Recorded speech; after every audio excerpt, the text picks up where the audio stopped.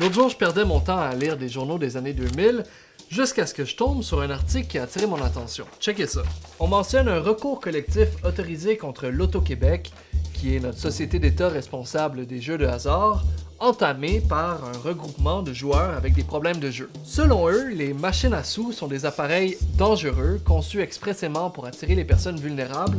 L'Auto-Québec serait au courant de ça, aurait rien fait et serait donc en partie responsable de leur dépendance. A l'inverse, l'Auto-Québec dit qu'ils sont des personnes responsables puis qu'ils peuvent pas leur reprocher de pas les avoir protégés d'eux-mêmes.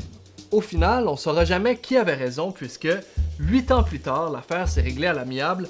L'Auto-Québec propose de rembourser les frais de thérapie des plaignants en échange que l'entente reconnaisse que les machines à sous ne sont pas responsables du jeu pathologique. Et voilà, on pourrait croire que tout est bien qui finit bien, sauf que ça m'a quand même donné envie de creuser un peu toute cette question-là. Puis au final, malheureusement, tout est bien qui finit pas si bien que ça. C'est parti. You know perfectly well how I feel about gambling. What's going on with these machines that makes them so incredibly compelling? C'est un cancer. Il y a des gens là, pour qui ça détruit leur vie. Have designers created the perfect addiction machine?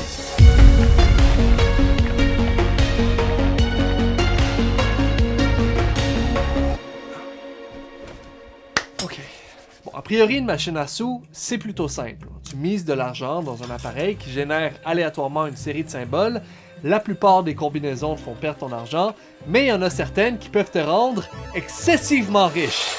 Look, George, I hit a jackpot! En France et au Québec, les machines à sous représentent presque la totalité des revenus des casinos, ce qui se traduit en centaines de millions de dollars directement dans les poches de nos gouvernements qui utilisent cet argent pour assurer le bon fonctionnement de la société. Bref, on a la réponse à notre question. Les machines à sous, c'est vraiment formidable. Merci beaucoup d'avoir écouté cette vidéo tout le monde. Bye bye!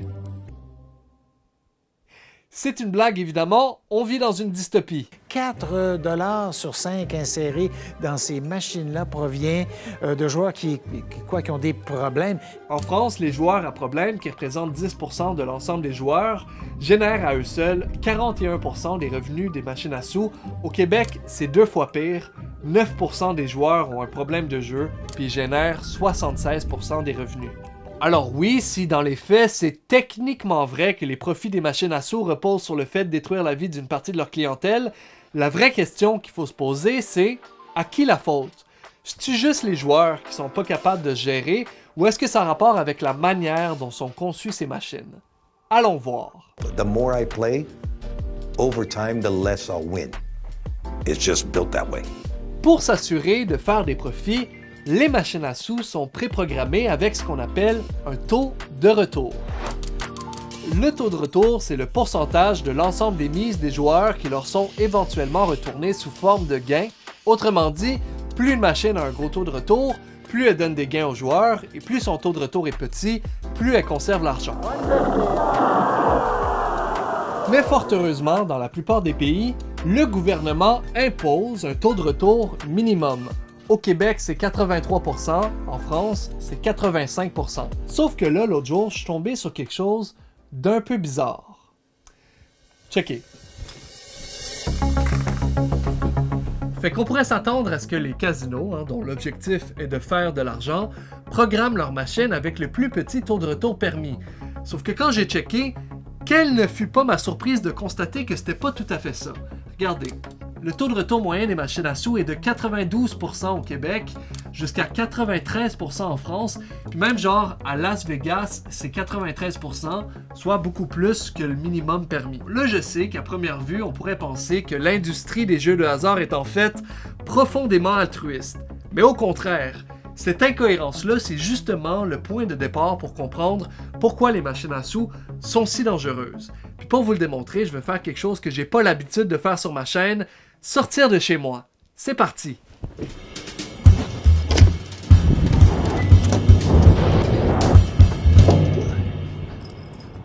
Fait que l'affaire, c'est que l'indicateur numéro 1 pour prédire la rentabilité d'une machine à sous, c'est le nombre de temps qu'une personne va passer à jouer, ce qu'on appelle le temps de jeu. Ça, c'est parce que les machines sont construites autour d'un principe fondamental. Plus un joueur joue, plus il augmente son risque de perdre parce que le jeu est bien conçu dans ce sens-là, que le taux de retour soit élevé ou pas. Puis si on y pense, c'est vraiment juste logique. Let's say you put in $100. Even after wins along the way, the machine is eventually programmed to return you $90.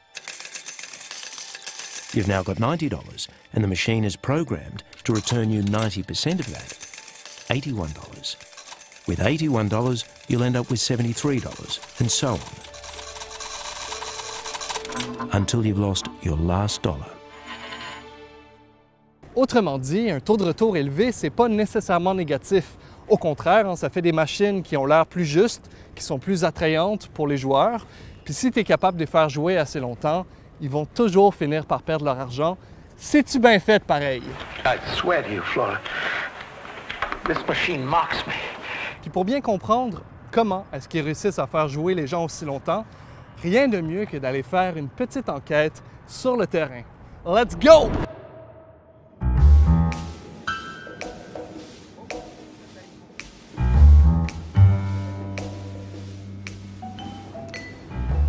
La première chose qui saute aux yeux, c'est que pour quelqu'un comme moi qui connaît pas trop les casinos, il y a quand même bien des choses qui sont comme intimidantes. Par contre, les machines à sous, ça c'est super accessible. Tout ce que tu as à faire, c'est t'asseoir devant, tu mets l'argent que tu as disponible, puis tu appuies sur le bouton. Voilà. J'ai rien gagné. C'est pas ça qui allait m'empêcher de sortir de là multimilliardaire, fait que j'ai continué à jouer. Les graphiques sont beaux, les effets sonores sont stimulants, les lumières gardent ton attention, la musique, je veux dire, c'est des succès après succès, c'est incroyable. Puis juste le fait de peser sur le bouton puis d'anticiper la possibilité d'avoir un game me donnait de beaux petits papillons dans les pantalons. Sauf que rapidement, j'ai comme remarqué quelque chose d'un peu bizarre.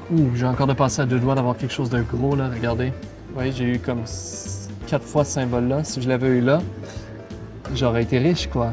En fait, ce que je savais pas, c'est que les machines sont programmées pour augmenter artificiellement la fréquence de ce qu'on appelle des presque gains. Soit des séries où il manque juste un symbole pour que ce soit une partie gagnante.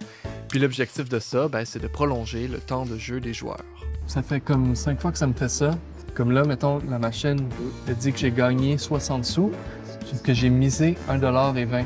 Et si je me fie juste à ce que la machine me donne comme information, genre une belle petite musique, puis des sons de ding ding ding ding ding, j'ai l'impression d'avoir gagné de l'argent. Dans le fond, j'en ai perdu de l'argent. Ça, c'est une autre caractéristique des machines à sous qu'on appelle des pertes déguisées en victoire et qui tend à augmenter le risque de miser plus que prévu et le risque de développer un problème de jeu. Aussi, une autre affaire que je remarque, c'est juste comme à quel point tu es constamment stimulé par le jeu, à quel point tu es constamment en train de miser. Genre, mettons, je fais une petite expérience, là, que je calcule combien de fois je mise en 1 minute. OK, c'est parti.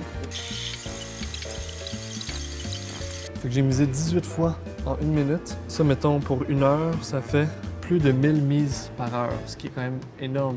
Je pense pas qu'il y ait une autre forme de jeu de hasard dans laquelle tu peux miser aussi souvent. Puis quand en plus les machines à sous sont dans un lieu sans fenêtre ni horloge dans lequel on vend de l'alcool, puis que même les chaises sur lesquelles tu t'assois ont été conçues par une compagnie dont l'objectif premier est d'augmenter le temps de jeu des joueurs, c'est aussi surprenant qu'elle soit souvent associée à un état dissociatif dans lequel c'est super facile de perdre le contrôle puis de dépenser plus que tu peux te le permettre.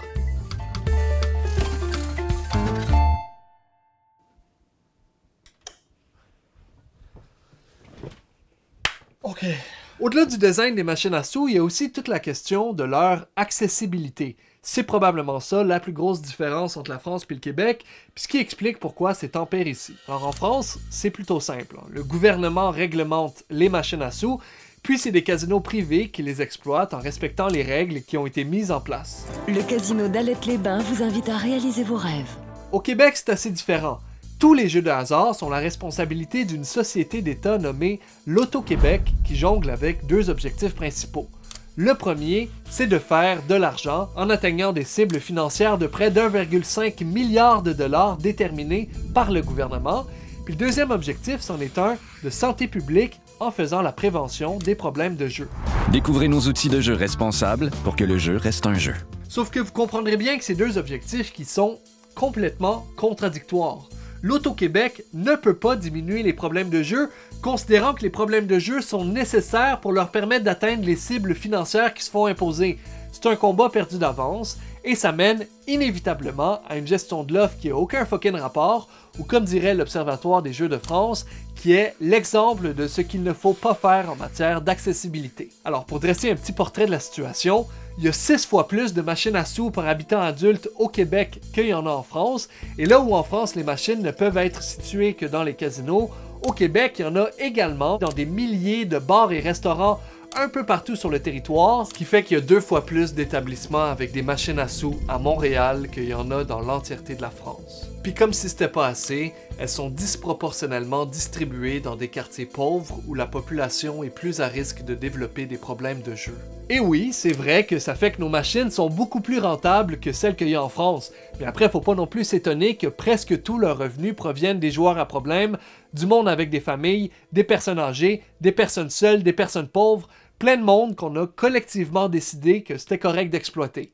Yes! What's the attraction of these things? Why do people play them and like them? If you happen to strike a winning run, you can be a long way ahead. But of course that's the time to withdraw. So your advice to the poker machine player would be know when to stop? Know when to stop, yes. Donc les machines à sous ont beaucoup évolué depuis les premiers prototypes, mais s'il y a une chose qui n'a absolument pas changé, c'est la stratégie utilisée quand vient le temps de faire de la prévention.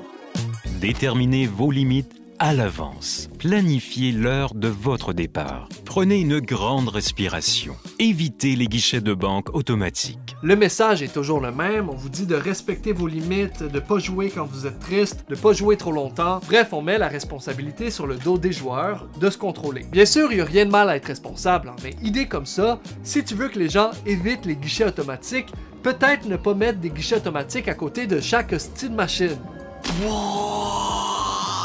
But you have to understand that it's a concerted public relations campaign, appearing to be responsible for the customer base and also putting responsibility on the customers and off of the products. And what isn't then done is any attention paid to how the machines work.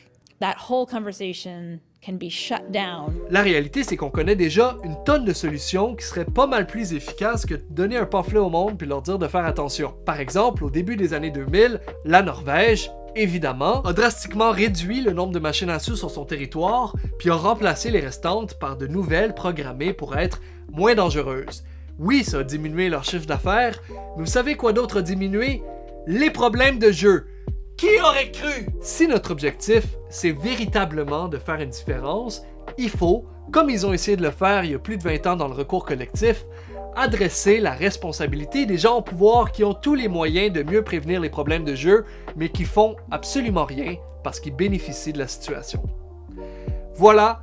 Merci beaucoup d'avoir écouté. Si vous avez apprécié, n'hésitez pas à mettre un pouce dans les airs, partager, laisser un commentaire, etc., etc. Un très gros merci à NordVPN de rendre mon travail possible en sponsorisant cette vidéo. Alors comme vous savez probablement, NordVPN, c'est une application qui te permet de sécuriser tes informations quand tu es sur Internet, ce qui est particulièrement utile quand tu utilises des réseaux Wi-Fi publics comme à la bibliothèque ou au café par exemple. Vu que mon mode de vie de youtubeur riche et célèbre consiste essentiellement à travailler dans des cafés en étirant le plus longtemps possible des espressos à 4$, ça me parle. Au-delà de la sécurité, NordVPN peut aussi te permettre d'avoir accès à du contenu sur YouTube et Netflix qui n'est pas rendu disponible dans ton pays en changeant le pays duquel tu utilises Internet. Et ça, non seulement c'est très utile, mais c'est aussi un rush d'adrénaline et de pouvoir incroyable. Bref, si c'est une offre qui pourrait vous intéresser puis que vous avez envie de soutenir mon travail, vous pouvez aller sur nordvpn.com/Thomas pour avoir le plus gros rabais disponible sur un plan de 2 ans ainsi que 4 mois gratuits. Puis si vous n'êtes pas satisfait, pas de panique, ils ont une offre de remboursement dans les 30 jours suivant l'achat. Et voilà, un très gros merci à NordVPN